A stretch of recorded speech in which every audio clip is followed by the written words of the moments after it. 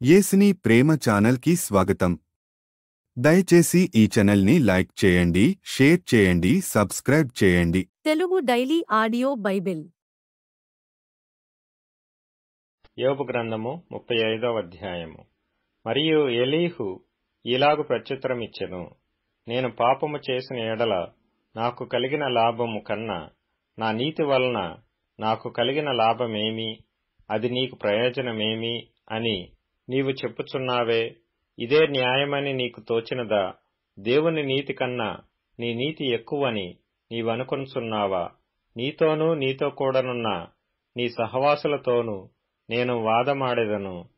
ఆకాశము వైపు నిదానించి చూడుము, నీకన్నా ఉన్నతమైన ఆకాశ విశాలముల వైపు చూడుము.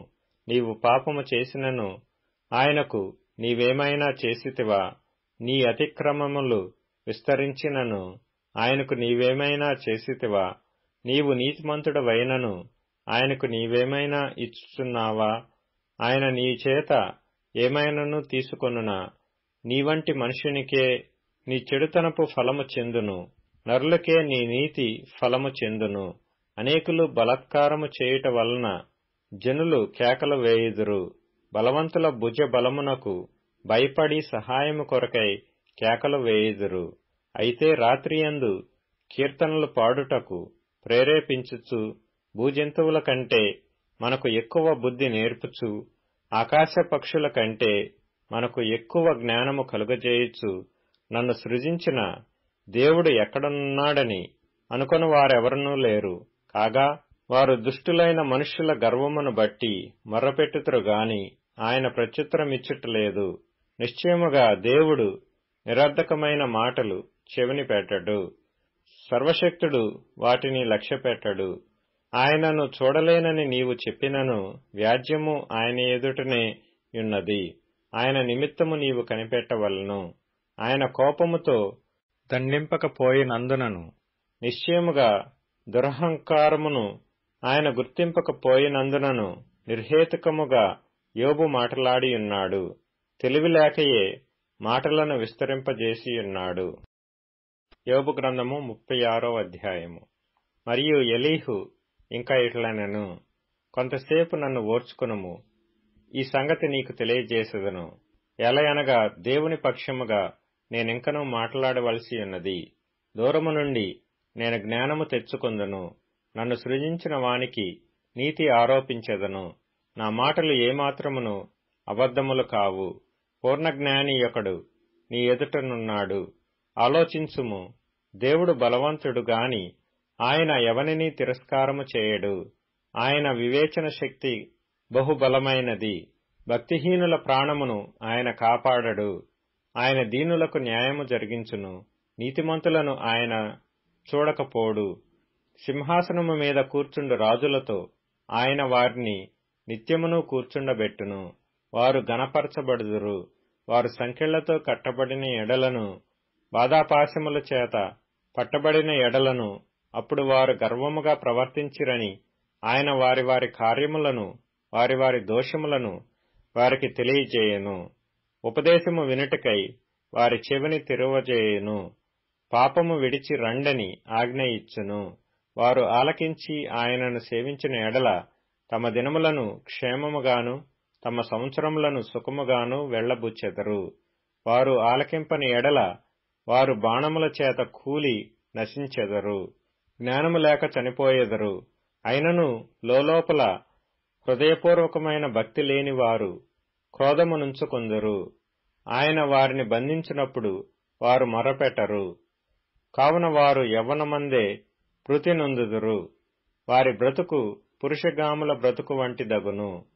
శ్రమపడు వారిని వారికి కలిగిన శ్రమ వలన ఆయన విడిపించును.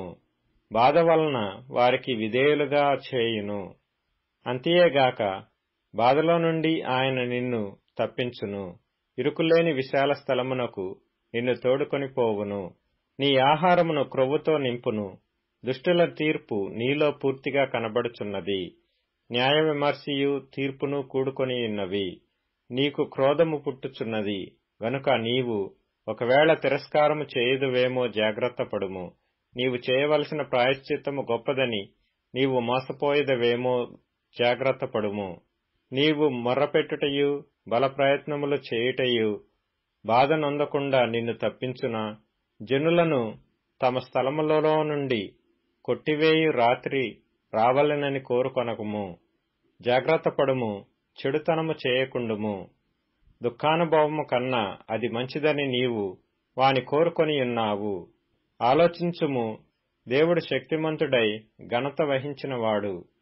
ఆయనను పోలిన బోధకుడెవడు? ఆయనకు మార్గము నియమించినవాడెవడు? నీవు దుర్మార్గపు పనులు చేయుచున్నావని ఆయనతో ఎవడు పలుక తెగించును? మనుషులు కీర్తించిన ఆయన కార్యమును మహిమపరచుటకై నీవు జాగ్రత్త పడుము.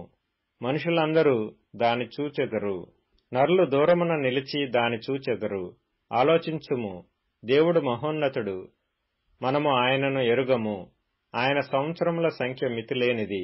ఆయన ఉదక బిందువులను పైనుండి కురిపించును. మంచుతో కూడిన వర్షము వలె అవి పడును. మేఘములు వాటిని కుమ్మరించును. మనుషుల మీదికి అవి సమృద్ధిగా దిగును. మేఘములు వ్యాపించు విధమును, ఆయన మందిరములో నుండి ఉరుములు వచ్చు విధమును ఎవడైనను గ్రహింపజాలునా? ఆయన తన చుట్టూ తన మెరుపును వ్యాపింపచేయును.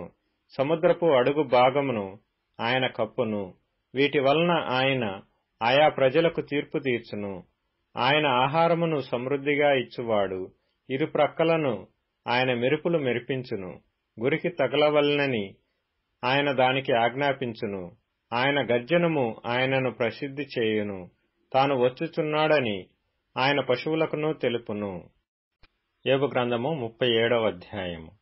దీనిని బట్టి నా హృదయము వణుకుచున్నది, దాని స్థలములో నుండి అది కదిలింపబడుచున్నది. ఆయన స్వర గర్జనమును వినుడి. ఆయన నోటి నుండి బయలువెళ్ళు ధ్వని నాలకించుడి. ఆకాశ వైశాల్యమంతటి క్రింద ఆయన దాని వినిపించును. భూమ్యంతముల వరకు తన మెరుపును కనబడజేయును. దాని తరువాత ఉరుము ధ్వని గర్జించును.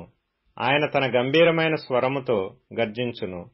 ఆయన ధ్వని వినబడినప్పుడు ఆయన మెరుపును నిలిపివేయడు. దేవుడు ఆశ్చర్యముగా ఉరుము ధ్వని చేయును. మనము గ్రహింపలేని గొప్ప కార్యములను ఆయన చేయును. నీవు భూమి మీద పడుమని హిమముతోనూ వర్షముతోనూ మహావర్షముతోనూ ఆయన ఆజ్ఞ ఇచ్చుచున్నాడు. మనుషులందరూ ఆయన సృష్టి కార్యమును తెలుసుకొనున్నట్లు ప్రతి మనుషుని చేతిని బిగించి ఆయన ముద్ర వేసియున్నాడు. జంతువులు వాటి వాటి గుహలలో చొచ్చి వాటి వాటి బిలములలో వసించును. మరుగు స్థానములో నుండి తుఫాను వచ్చును. ఉత్తర దిక్కు నుండి చలి వచ్చును. దేవుని ఊపిరి వలన మంచు పుట్టును. జలముల పైభాగమంతయు గట్టిపడును. మరియు ఆయన దట్టమైన మేఘమును జలముతో నింపును. తన మెరుపుగల మేఘమును వ్యాపింపచేయును. ఆయన వలన నడిపింపబడినవై నరులకు నివాసయోగ్యమైన భూగోళము మీద మెరుపును మేఘములను సంచారము చేయును. ఆయన వాటికి ఆజ్ఞాపించున్నది యావత్తును అవి నెరవేర్చును. శిక్ష కొరకే గాని తన భూలోకము కొరకే గాని కృప చేయుటకే గాని ఆయన ఆజ్ఞాపించిన దానిని అవి నెరవేర్చును. యోబు, ఈ మాట ఆలకింపుము. ఊరకుండి దేవుని అద్భుత క్రియలను ఆలోచింపుము. దేవుడు తన మేఘపు మెరుపు ప్రకాశింపవలనని ఎట్లు తీర్మానము చేయునో నీకు తెలియనా? మేఘములను తేలచేయుటయు పరిపూర్ణ జ్ఞానము గలవాని మహాకార్యములను నీకు తెలియనా? దక్షిణపు గాలి వీచుట చేత ఉబ్బవేయినప్పుడు నీ వస్త్రములెట్లు వెచ్చబడినది నీకు తెలియనా? పోతపోసిన అద్దమంత దట్టమైనదగు ఆకాశమును ఆయన వ్యాపింపజేసినట్లు నీవు వ్యాపింపచేయగలవా? మేము ఆయనతో ఏమి పలుకవలనో అది మాకు తెలుపుము. చీకటి కలిగినందున మాకేమీయూ తోచకయున్నది. నేను పలుకుదునని ఎవడైనా ఆయనతో చెప్పదగునా? ఒకడు తాను నిర్మూలము కావాలనని కోరునా? ఉన్నతమైన మేఘములలో ప్రకాశించు ఎండ ఇప్పుడు కనబడకయున్నను గాలి మేఘములను పోగొట్టి దాని తేటగా కనపరచును. ఉత్తర దిక్కున సువర్ణ ప్రకాశము పుట్టును. దేవుడు భీకరమైన మహిమను ధరించుకొని ఉన్నాడు. సర్వశక్తుడగు దేవుడు మహాత్మ్యం గలవాడు. ఆయన మనకు అగోచరుడు. న్యాయమును నీతిని ఆయన ఏమాత్రమును తెరపడు. అందువలన నరులు ఆయన యందు భయభక్తులు కలిగి ఎందురు. తాము జ్ఞానులమనుకుని వారిని ఆయన ఏమాత్రమును లక్ష్యపెట్టడు. అపోస్తలుల కార్యములు 14వ అధ్యాయం. ఈకోనియలో జరిగినదేమనగా, వారు కూడి యూదుల సమాజ మందిరములో ప్రవేశించి తేటగా బోధించినందున అనేకులు యూదులను గ్రీసు దేశస్థులను విశ్వసించిరి. అయితే అవిధేయులైన యూదులు అన్యజనులను పురికొలిపి వారి మనస్సులలో సహోదరుల మీద పగ పుట్టించిరి. కాబట్టి వారు ప్రభువును ఆనుకొని ధైర్యముగా మాటలాడుచు అక్కడ బహుకాలము గడిపిరి. ప్రభువు వారి చేత సూచక క్రియలను అద్భుతములను చేయించి తన కృపావాక్యమునకు సాక్ష్యమిప్పించుచుండెను. ఆ పట్టణపు జనసమూహములో భేదములు పుట్టగా కొందరు యూదుల పక్షముగాను కొందరు అపోస్తలుల పక్షముగాను ఉండిరి. మరియు అన్యజనులను యూదులను తమ అధికారులతో కలిసి వారి మీద పడి వారిని అవమానపరిచి రాళ్లు రువ్వి చంపవలెననియుండిరి. వారా సంగతి తెలుసుకుని లుకయనియలోని పట్టణములకు లుస్త్రకును దెర్బేకును చుట్టుపట్లనున్న ప్రదేశములకును పారిపోయి అక్కడ సువార్త ప్రకటించుచుండిరి. లుస్త్రలో బలహీన పాదములు గల ఒకడుండెను. అతడు పుట్టినది మొదలుకొని కుంటివాడై ఎన్నడూనూ నడవలేక కూర్చుండియుండువాడు. అతడు పౌలు మాటలాడుట వినెను. పౌలు అతని వైపు తేరిచూచి స్వస్థత పొందుటకు అతనికి విశ్వాసముండెనని గ్రహించి, నీ పాదములు మోపి సరిగా నిలువుమని బిగ్గరగా చెప్పినప్పుడు అతడు గంతులు వేసి నడవసాగాను. జనసమూహములు పౌలు చేసిన దాని చూచి లుకయోనియా భాషలో, దేవదూతలు మనుష్యరూపము తాల్చి మన యొద్దకు దిగివచ్చియున్నారని కేకలు వేసి బర్నబాకు ద్యుపతి అనియు, పౌలు ముఖ్య ప్రసంగికునైనందున అతనికి హెర్మీ అనియు పేరు పెట్టిరి. పట్టణమునకు ఎదురుగా ఉన్న ద్యుపతి యొక్క పూజారి ఎడ్లను పూదండలను ద్వారముల యొద్దకు తీసుకుని వచ్చి సమూహముతో కలిసి బలి అర్పింపవలెనని ఉండెను. అపోస్తలులైన బర్నబాయు పౌలును ఈ సంగతి విని తమ వస్త్రములు చింపుకొని సమూహములోనికి చొరబడి, అయ్యలారా, మీరెందుకిలాగు చేయుచున్నారు? మేము కూడా మీ స్వభావం వంటి స్వభావము గలవారమే. మీరు ఈ వ్యర్థమైన వాటిని విడిచి పెట్టి ఆకాశమును భూమిని సముద్రమును వాటిలో ఉండు సమస్తమును సృజించిన జీవము గల దేవుని వైపు తిరగవలెనని మీకు సువార్త ప్రకటించుచున్నాము. ఆయన గత కాలములలో సమస్త జనములను తమ తమ మార్గములయందు నడవనిచ్చెను. అయినను ఆయన ఆకాశము నుండి మీకు వర్షమును ఫలవంతములైన ఋతువులను దయచేయుచు ఆహారముననుగ్రహించుచు ఉల్లాసముతో మీ హృదయములను నింపుచు మేలు చేయుట చేత తన్ను గూర్చి సాక్ష్యము లేకుండా చేయలేదని బిగ్గరగా చెప్పిరి. వారు ఇలాగు చెప్పి తమకు బలి అర్పింపకుండా సమూహములను ఆపుట బహు ప్రయాసమాయెను. అంత్యొకయ నుండి ఈకొనియా నుండి యూదులు వచ్చి జనసమూహములను తమ పక్షముగా చేసుకుని పౌలు మీద రాళ్లు రువ్వి అతడు చనిపోయెనని అనుకొని పట్టణము వెలుపలికి అతనిని ఈడ్చిరి. అయితే శిష్యులు అతని చుట్టూ నిలిచి ఉండగా అతడు లేచి పట్టణములో ప్రవేశించి మరునాడు బర్నబాతో కూడా దెర్బేకు బయలుదేరిపోయెను. వారు ఆ పట్టణములలో సువార్త ప్రకటించి అనేకులను శిష్యులుగా చేసిన తరువాత లుస్త్రకును ఇకోనియకును అంత్యోకయకును తిరిగి వచ్చి శిష్యుల మనసులను దృఢపరిచి విశ్వాసమునందు నిలకడగా ఉండవలెననియు అనేక శ్రమలను అనుభవించి మనము దేవుని రాజ్యములో ప్రవేశింపవలెననియు వారిని హెచ్చరించిరి. మరియు ప్రతి సంఘములో వారికి పెద్దలను ఏర్పరచి ఉపవాసముండి ప్రార్థన చేసి వారు నమ్మిన ప్రభువునకు వారిని అప్పగించిరి. తరువాత పిసిదియా దేశమంతటా సంచరించి